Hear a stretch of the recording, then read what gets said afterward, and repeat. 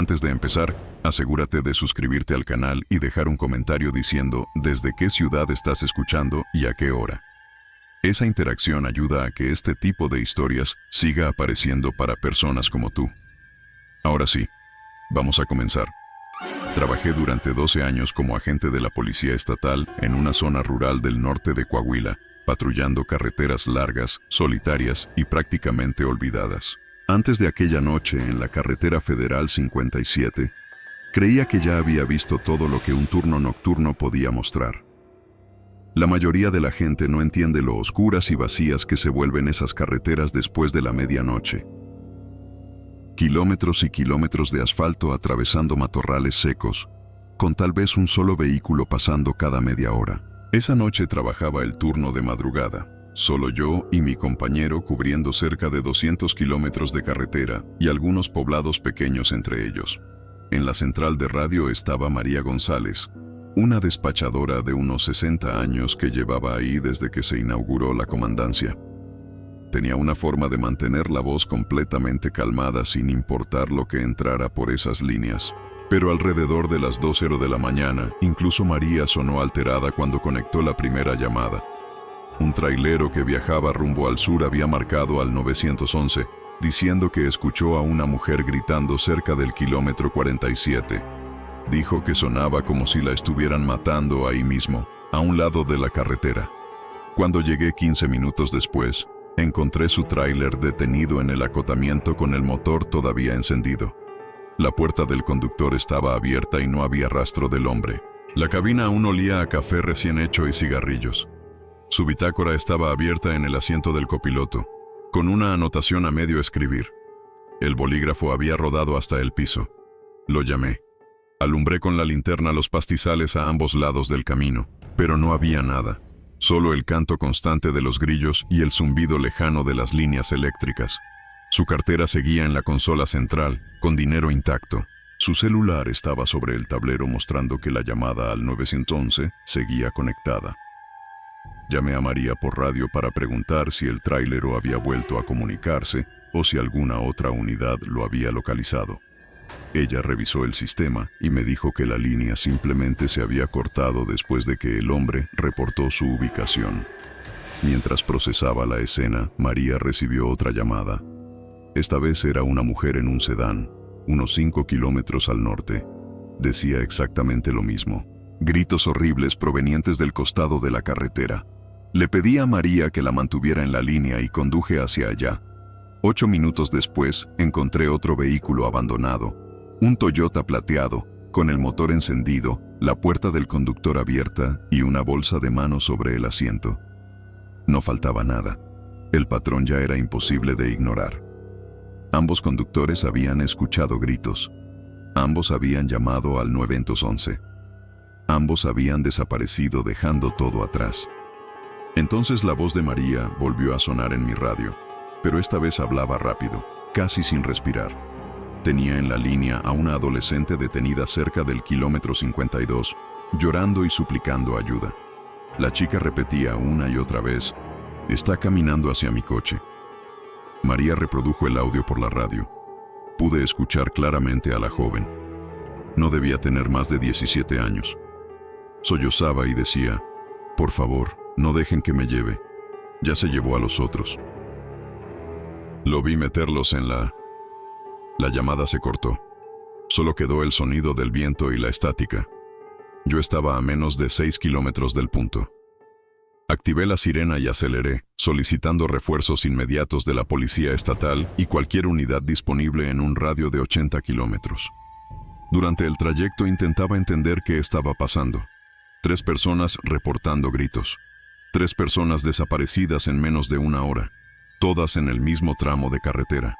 Cuando llegué al kilómetro 52, vi el coche de inmediato. Un Honda viejo detenido en el acotamiento con las intermitentes encendidas. La puerta del conductor estaba abierta, igual que los otros. Pero esta vez había algo distinto.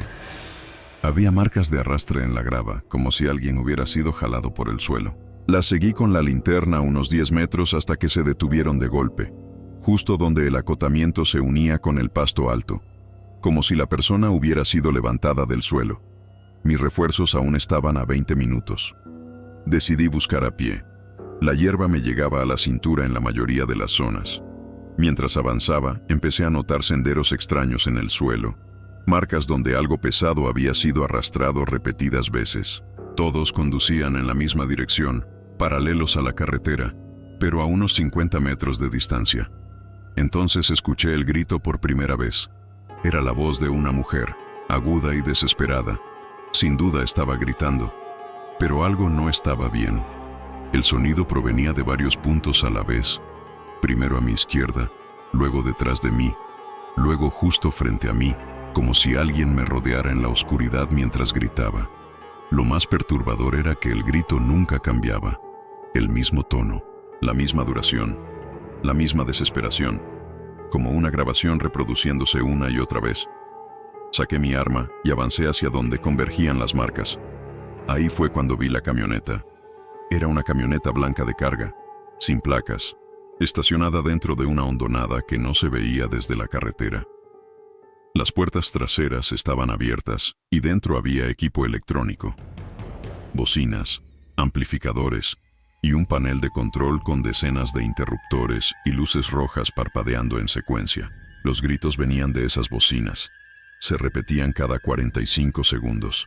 En ese momento entendí que alguien estaba usando grabaciones de gritos para atraer personas fuera de la carretera. Llamé a María por radio. Le di la ubicación exacta y comencé a revisar los alrededores. A unos 3 metros de la camioneta encontré algo más. Una puerta metálica en el suelo, como las de los antiguos sótanos rurales. La manija estaba desgastada por el uso y había tierra fresca alrededor, como si alguien la hubiera abierto recientemente. Desde abajo se escuchaban ruidos apagados, no gritos, sino movimiento. Reporté mi posición exacta y pedí que redirigieran todos los refuerzos. Dije claramente que había encontrado algo subterráneo y que necesitaba al equipo táctico. María me informó que la policía estatal aún estaba a 12 minutos. Tuve que tomar una decisión. Abrí la puerta. El olor me golpeó de inmediato. Humedad mezclada con aceite de motor y algo más. Algo químico, parecido al cloroformo. Una escalera estrecha descendía hacia la oscuridad. Podía ver una luz parpadeando al fondo y sombras moviéndose en las paredes. Me identifiqué como policía y bajé. Cada escalón resonaba como si el espacio fuera mucho más grande de lo que parecía. Abajo, el sótano se abría a una habitación del tamaño de un garaje doble, iluminada por una sola lámpara colgante. Contra la pared del fondo estaban ellos. 5 personas sentadas en el suelo, con las manos amarradas con cinchos y cinta en la boca. Entre ellas, estaban la adolescente del Honda y el trailero de la primera llamada. Todos estaban despiertos, con los ojos abiertos de terror, asintiendo frenéticamente hacia una esquina que yo aún no podía ver. Apunté en esa dirección y lo vi. Un hombre de unos 40 años, estatura promedio, overol manchado, sosteniendo una jeringa. Su expresión era completamente calmada, como si me estuviera esperando. Detrás de él había una entrada a un túnel excavado en la tierra, probablemente con salida a otro punto. No corrió. No atacó. Colocó la jeringa sobre una mesa metálica llena de cinchos, rollos de cinta y frascos de sedantes. «Llegaste antes de lo que esperaba», dijo, como si habláramos del clima. Detrás de él vi un temporizador digital contando hacia atrás. Explicó que estaba conectado al sistema de ventilación. Cuando llegara a 0, la habitación se llenaría de monóxido de carbono proveniente de un generador oculto en el túnel. Me dijo que podía intentar salvarlos o ir tras él, pero que no podía hacer ambas cosas. Retrocedió hacia el túnel y agregó: «Y cortar esos cinchos toma unos 30 segundos por persona si no quieres cortarles las muñecas. Las matemáticas no están de tu lado, oficial». Desapareció en la oscuridad. Tuve que tomar la decisión más rápida de mi carrera. Liberé a las víctimas una por una. Logré detener el temporizador con un código que una de ellas recordaba, y salimos justo cuando el túnel comenzó a colapsar. Nunca lo atrapamos. Los peritos encontraron más de 200 grabaciones de gritos, cada una etiquetada con fecha y lugar, a lo largo de 8 años y en varios estados del país. Era parte de una red. Y hasta hoy, cuando conduzco solo de noche y escucho un sonido extraño fuera de la carretera, me pregunto si alguien sigue ahí afuera, reproduciendo otro grito para atraer a alguien más a la oscuridad. Historia 2. La casa de la calle Sauce.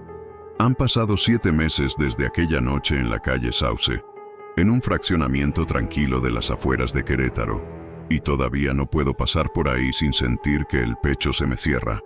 Mi nombre es oficial Emilia Ramírez. Llevo 8 años en la policía municipal y, hasta ese momento, creía que ya conocía todos los patrones de violencia doméstica que podían darse en una zona residencial como esa.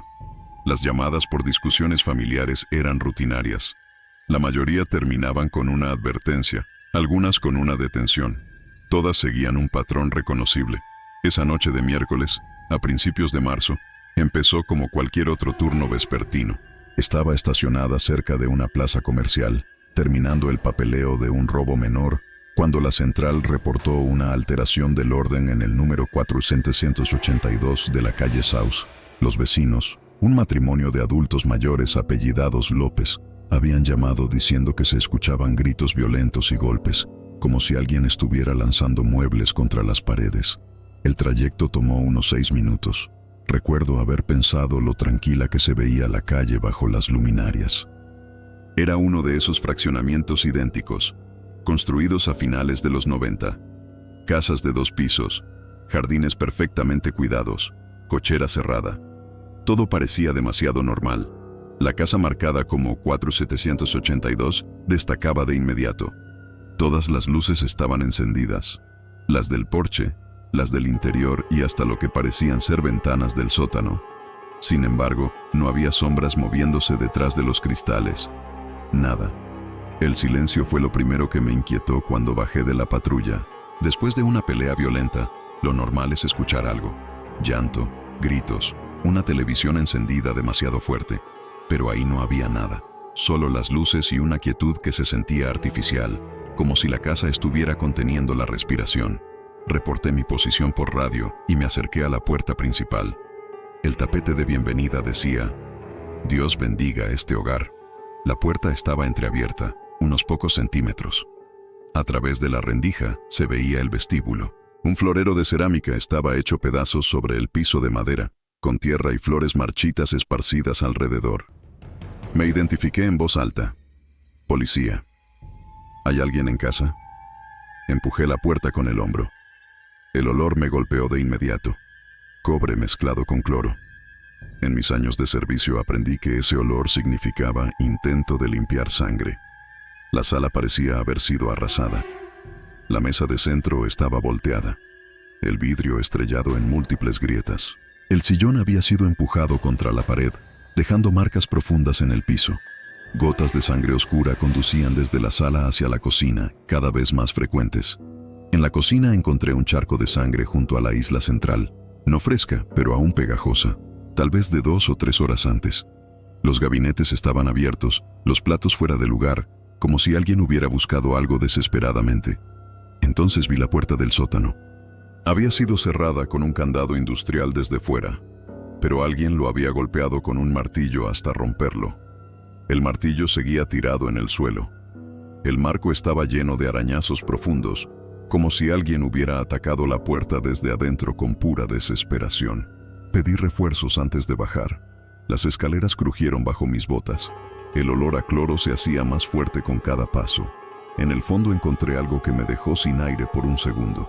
El sótano había sido acondicionado como un espacio habitable, pero no de forma normal. Un colchón manchado estaba tirado en una esquina sobre el concreto, aún conservando la forma de un cuerpo.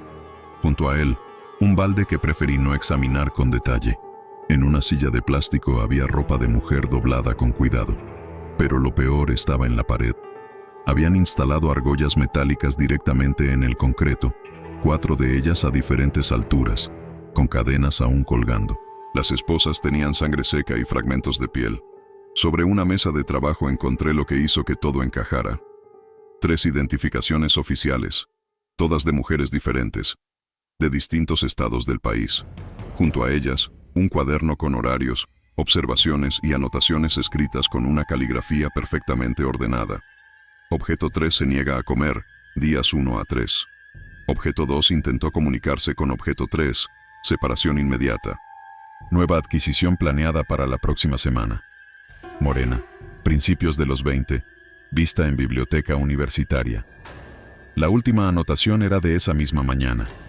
Objeto 3 se quebró durante la noche. Fuerza inusual. Considerar terminación anticipada. Debajo, con otra letra, temblorosa y casi ilegible, alguien había escrito: «Está arriba, sal ahora». El piso crujió sobre mi cabeza. Me quedé completamente inmóvil. No había revisado el segundo piso. Había cometido el peor error posible. Escuché pasos, lentos, controlados, avanzando desde lo alto hacia la escalera. Avisé por radio en voz baja que el sospechoso seguía en la casa. Los pasos se detuvieron. Luego escuché correr. Botas pesadas cruzando el segundo piso hacia la parte trasera. Subí las escaleras de 2 en 2 justo cuando escuché un vidrio romperse. En el segundo piso encontramos una ventana destrozada. El dormitorio estaba lleno de ropa masculina perfectamente ordenada. En la mesa de noche había un escáner policial encendido y una laptop abierta en el directorio de estudiantes de una universidad cercana. La pared detrás de la cama estaba cubierta de fotografías impresas de redes sociales, mujeres en cafeterías, bibliotecas, supermercados, todas tomadas a distancia, todas marcadas con notas en rojo. Demasiado pública. Corre sola. Padres visitan una vez al mes. Algunas tenían una X grande encima. Más tarde supimos que esas mujeres coincidían con reportes de personas desaparecidas. El sujeto escapó esa noche. 2 mujeres lograron huir gracias a la resistencia de la tercera. A ella la encontramos 2 días después, enterrada bajo cemento fresco en otra propiedad que el sospechoso rentaba con un nombre falso. Había peleado hasta el final. El caso pasó a instancias federales. El hombre nunca fue capturado. La casa fue vendida meses después, completamente remodelada. Una familia vive ahí ahora. No saben lo que ocurrió bajo sus pies, pero yo sí. Y cada vez que atiendo una llamada por violencia doméstica, recuerdo que algunas casas no gritan por discusiones, gritan porque esconden algo peor. Historia 3. El hombre del retén improvisado. La primera vez que escuché sobre él pensé que era una exageración. Trabajo como paramédico en la autopista México-Puebla, un tramo largo, pesado y traicionero, sobre todo de noche. Accidentes, asaltos, vehículos abandonados. Nada nuevo para quienes llevamos años ahí, pero lo que empezó a circular entre los operadores no encajaba con lo normal. Decían que había un hombre deteniendo autos solo, sin patrulla, sin uniforme completo, usando luces falsas. La mayoría no le dio importancia hasta que comenzaron a desaparecer personas. La noche que me tocó involucrarme directamente era viernes, cerca de las 11:30. Llovizna ligera, visibilidad mala. Estábamos regresando de un choque múltiple cuando la central reportó un vehículo detenido en el acotamiento, con intermitentes encendidas, a la altura del kilómetro 92. Llegamos en menos de 5 minutos. El auto era un Nissan Versa gris, reciente. Motor apagado. Puertas cerradas. No había señales de choque, pero había sangre. Un rastro fino comenzaba en la puerta del conductor y se dirigía hacia el matorral, paralelo a la carretera. Pedí apoyo policial de inmediato. Mientras esperábamos, revisé el interior. El celular del conductor estaba en el portavasos. Pantalla rota. Aún encendido. En la pantalla aparecía un mensaje sin enviar. Me paró un poli raro. No trae placas. Eso fue todo. Los estatales tardaron 15 minutos en llegar. 15 minutos que se sintieron eternos. Seguimos el rastro con linternas. No era un arrastre desordenado. Era una caminata forzada. Las gotas de sangre aparecían a intervalos, como si la persona hubiera sido obligada a avanzar por su cuenta. A unos 50 metros de la carretera, encontramos algo que me heló. Un cono naranja, de esos que se usan en obras viales. Luego otro. Después una linterna con cinta adhesiva, amarrada a una rama, apuntando directamente hacia la autopista. Era un retén falso. Los policías se miraron entre ellos.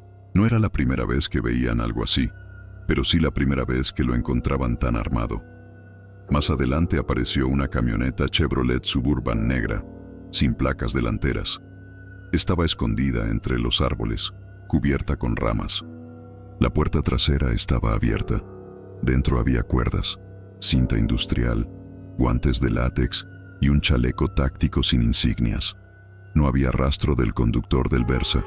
Durante las semanas siguientes, comenzaron a unir piezas. Siempre el mismo patrón. Carretera federal. Horario nocturno. Un solo conductor. Luces rojas y azules improvisadas. Un hombre alto. Complexión fuerte. Usando gorra y chaleco oscuro. Se identificaba como policía. Hablaba con seguridad. Hacía que el conductor bajara del vehículo. Nunca usaba violencia inmediata. La ofrecía después. Encontraron a 2 víctimas con vida. Ambas dijeron lo mismo. El hombre sabía exactamente qué decir. Usaba términos policiales reales. Mencionaba artículos inexistentes de la ley. Hablaba de revisiones aleatorias, de denuncias anónimas, de protocolos. Cuando dudaban, sonreía. Cuando pedían identificación, se acercaba demasiado. Uno de ellos logró escapar porque otro auto se detuvo a lo lejos y el hombre se puso nervioso. El otro fingió desmayarse y fue dado por muerto antes de tiempo. Hubo al menos 5 desaparecidos vinculados a ese tramo. Nunca lo atraparon. Meses después, retiraron los reportes, cambiaron patrullajes, limpiaron el área. Pero algunos operadores seguimos viendo cosas. Conos nuevos que aparecen de la nada, luces a lo lejos que se apagan cuando te acercas. Camionetas detenidas en lugares donde no debería haber nada. Desde entonces, hay una regla no escrita entre quienes trabajamos la carretera. Un policía real no se ofende si dudas. Un policía real no trabaja solo. Y un policía real nunca te hace sentir que estás en peligro solo por preguntar. Si algo no encaja, no bajes del auto. Historia 4. El camino equivocado por el cañón. Patricia y yo llevábamos 41 años casados cuando por fin decidimos hacer el viaje que siempre postergábamos. Yo me había jubilado del servicio postal 2 años antes. Ella acababa de cerrar su etapa como maestra de primaria. Nuestro hijo insistía en que viajáramos por carretera hasta Sonora para ver a nuestra nieta. Decía que el camino era parte de la experiencia. Compramos una casa rodante usada, una Winnebago antigua, bien cuidada. Pasamos semanas revisándolo todo. Frenos, llantas, mangueras. Patricia eligió cortinas nuevas. Yo instalé un mejor sistema de audio para los audiolibros que a ella le gustaban. Salimos una mañana de septiembre. El aire olía a polvo seco y café recién hecho. Los 2 primeros días fueron perfectos. Parques tranquilos, comida sencilla al atardecer, silencio. Recuerdo haber pensado que por fin la vida se había vuelto lenta. Al tercer día, entramos en una zona montañosa del norte de Chihuahua. Carreteras largas, casi sin señal de celular. Cerca de las 2 de la tarde paramos a cargar gasolina en un pueblito, en una estación vieja con solo 2 bombas. El despachador se llamaba Ramiro. Alto, delgado, piel curtida por el sol. Demasiado atento. Miró la casa rodante, miró el auto que llevábamos remolcado y preguntó hacia dónde íbamos. Cuando le dije que seguiríamos por la ruta del cañón, dudó. Dijo que esa carretera estaba dando problemas. Averías, retrasos, gente que se quedaba varada. Recomendó tomar el camino largo. Le agradecí el aviso, pero decidimos seguir como estaba planeado. Queríamos ver el cañón antes de que anocheciera. Al salir, vi por el retrovisor que Ramiro seguía de pie, mirándonos hasta que desaparecimos en la curva. La carretera del cañón era hermosa y completamente aislada. Paredes de roca a ambos lados, curvas cerradas, silencio total. Después de casi 1 hora sin ver otro vehículo, noté una camioneta blanca detrás de nosotros. No adelantaba, no se quedaba atrás. Solo seguía. Si bajaba la velocidad, bajaba también. Si aceleraba, hacía lo mismo. Patricia lo notó. Decidimos detenernos en un mirador para dejarla pasar. La camioneta redujo la velocidad al pasar junto a nosotros. El conductor giró la cabeza lentamente. Usaba lentes oscuros, aunque el sol ya estaba bajo. Sus labios se movían, como si estuviera contando algo.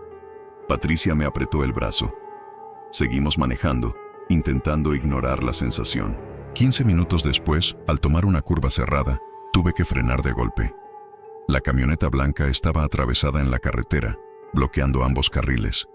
El conductor estaba parado frente a ella, brazos cruzados. 2 hombres más salieron del monte.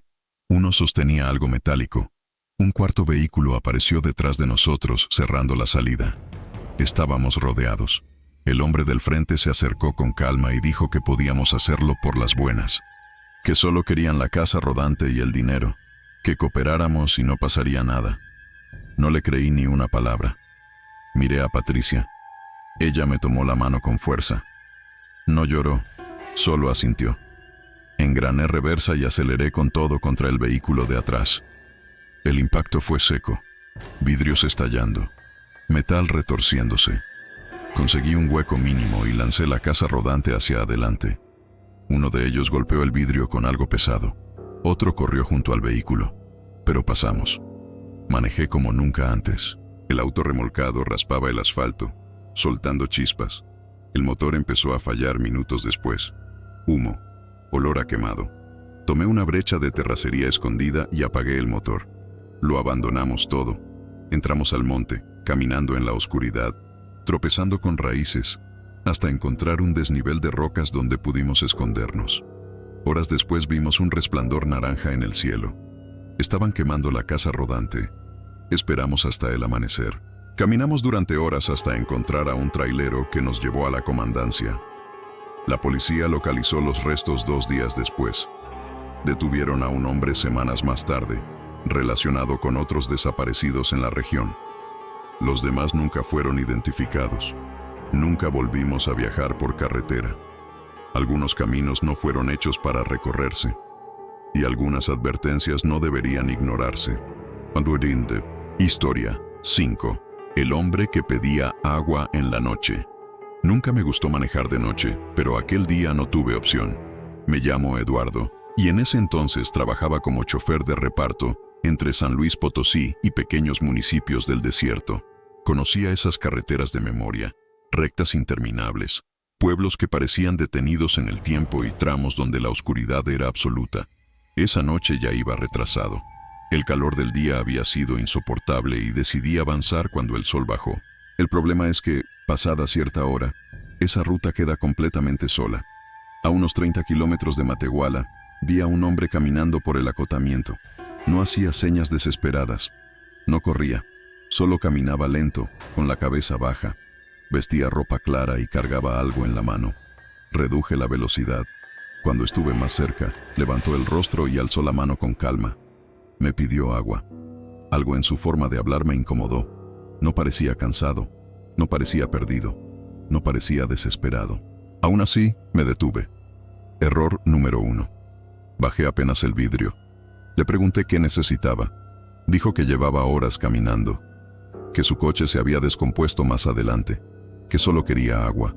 Le pasé una botella sin abrir por la rendija. No la tomó.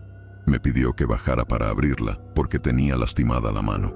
Error número 2. En cuanto puse un pie fuera del camión, sentí un golpe seco en la puerta del copiloto. De la nada aparecieron otros 2 hombres desde la oscuridad. Uno intentó abrir la puerta. El otro se acercó por detrás. El primero sonreía. No era una sonrisa nerviosa. Era una sonrisa tranquila, segura. Ese tipo de sonrisa que solo tiene alguien que ya decidió lo que va a hacer contigo. Me lancé de vuelta al asiento y cerré la puerta con fuerza. Giré la llave. El motor tardó una fracción de segundo en responder, pero arrancó. Uno de ellos golpeó el parabrisas con algo duro.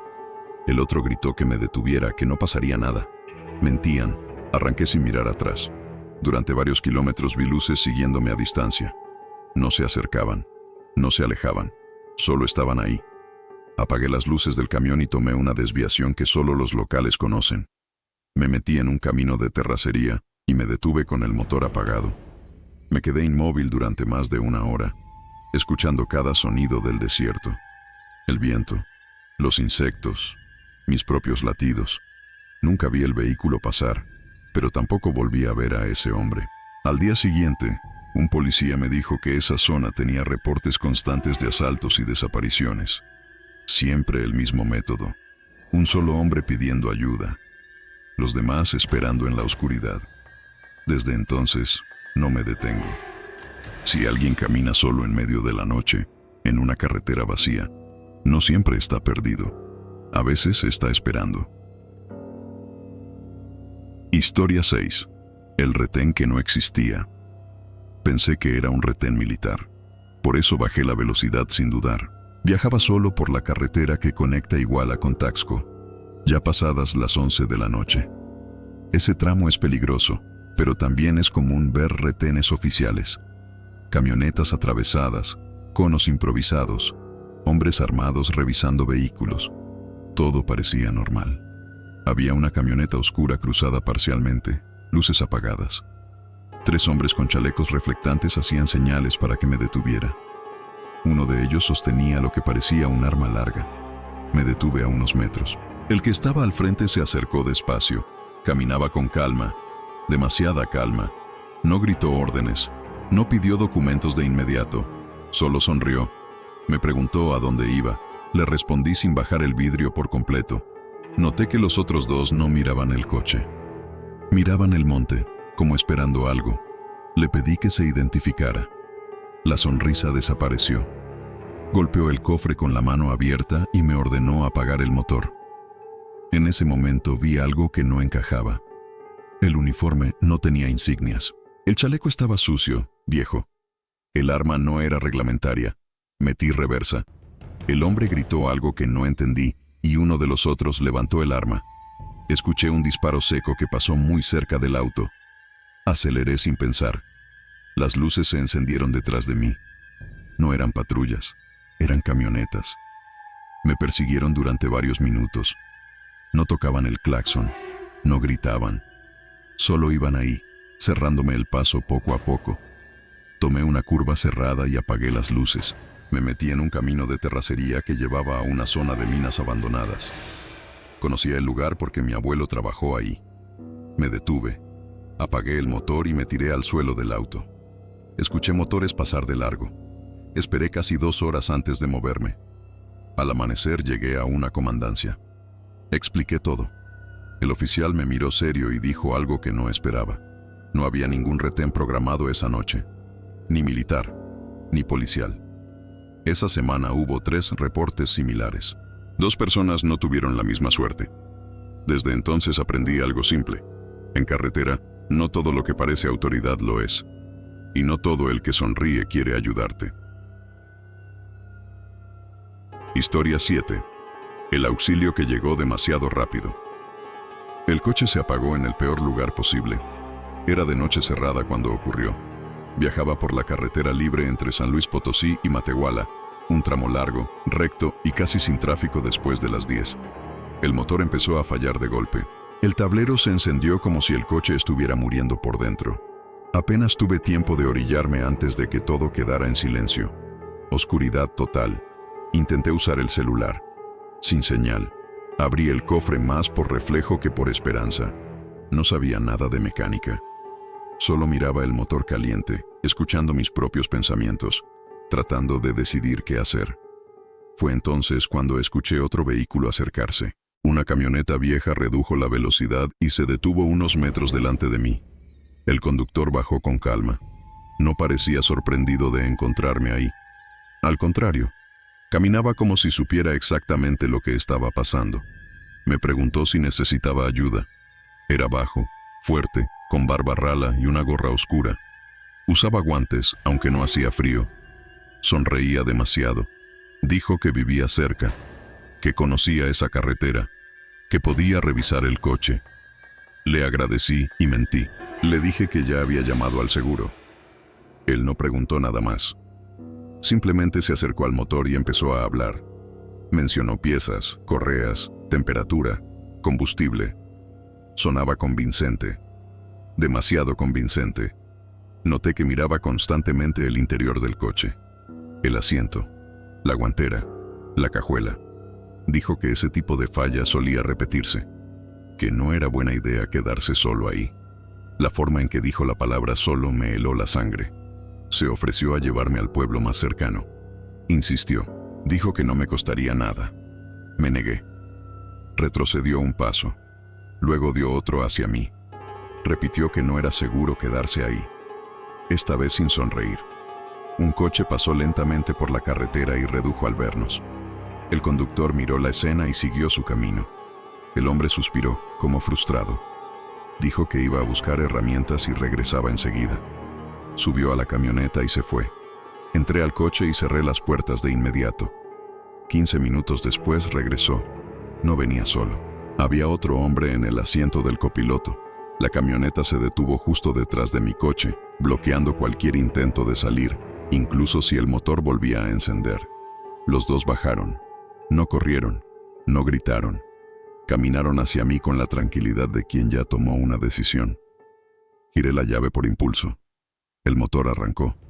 Nunca un sonido fue tan hermoso. Engrané la marcha y aceleré sin mirar atrás. Por el retrovisor los vi quietos, observando. La camioneta no me siguió. Minutos después recuperé señal y llamé a la policía. Ellos conocían el lugar. Había reportes de robos, agresiones y personas desaparecidas en ese tramo. Siempre con el mismo patrón. Ayuda ofrecida, amabilidad exagerada. Alguien que regresaba, alguien que no. Desde entonces, cuando mi coche falla, no abro el cofre. No acepto ayuda. No converso. Porque el mayor error en la carretera no es quedarse varado. Es confiar en quien aparece demasiado rápido para ayudar. Historia 9. El extraño demasiado servicial. El coche se apagó exactamente donde no debía.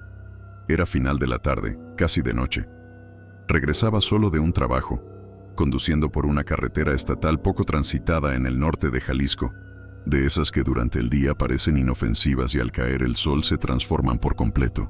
De pronto, el tablero se encendió entero. Batería, motor. El volante se puso pesado. Apenas logré orillarme antes de que el coche muriera por completo. Silencio. Tomé el celular. Sin señal. Abrí el cofre más por reflejo que por esperanza.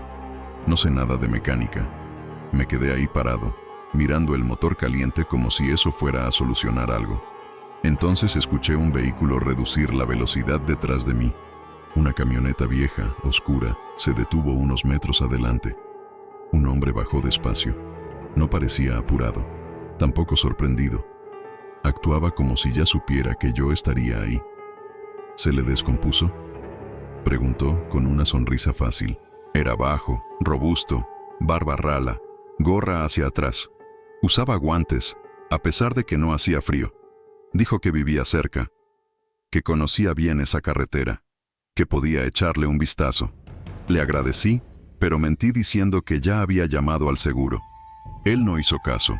Se acercó al coche y empezó a hablar del motor como alguien que sabía exactamente lo que decía. Mencionaba piezas, sobrecalentamiento, correas, combustible. Todo sonaba demasiado convincente. Entonces noté algo. Miraba constantemente el interior del coche.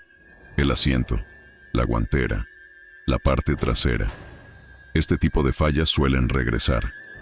Dijo, no es buena idea quedarse aquí solo. La forma en que dijo solo me heló la sangre. Se ofreció a llevarme al pueblo más cercano. Insistió. Dijo que no le costaba nada. Me negué. Él dio un paso atrás, luego otro hacia adelante. No es seguro que te quedes aquí, repitió, esta vez sin sonreír. En ese momento, otro coche pasó despacio, reduciendo la velocidad al vernos. El conductor miró. Siguió su camino. El hombre suspiró, como frustrado. Voy por unas herramientas, dijo. Regreso enseguida.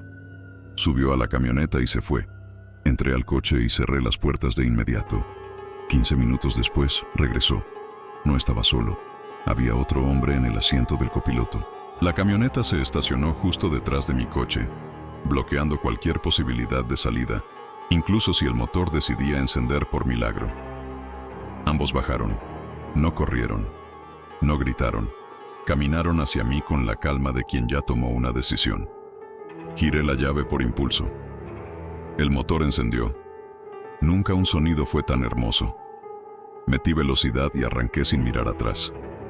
Por el retrovisor, los vi quedarse quietos, observando. La camioneta no me siguió. Minutos después recuperé señal y llamé a la policía. Ellos ya conocían el lugar. Había registros de robos, agresiones y desapariciones en esa carretera, siempre con el mismo patrón: ayuda ofrecida, insistencia, 2 personas, siempre alguien que regresaba y alguien que no. Desde entonces, si mi coche falla, no abro el cofre, no acepto ayuda, no converso, porque el mayor error en la carretera no es quedarse varado, es confiar en quien aparece demasiado rápido para ayudarte. Encerramiento general. Estas 9 historias tienen algo en común. Ninguna empezó con gritos. Ninguna empezó con monstruos. Ninguna empezó siendo claramente peligrosa. Todo parecía normal. Así es como la carretera engaña. Si llegaste hasta aquí, deja un comentario diciendo desde dónde estás escuchando. Y si alguna de estas historias te hizo pensarlo 2 veces antes de detenerte, entonces cumplió su propósito.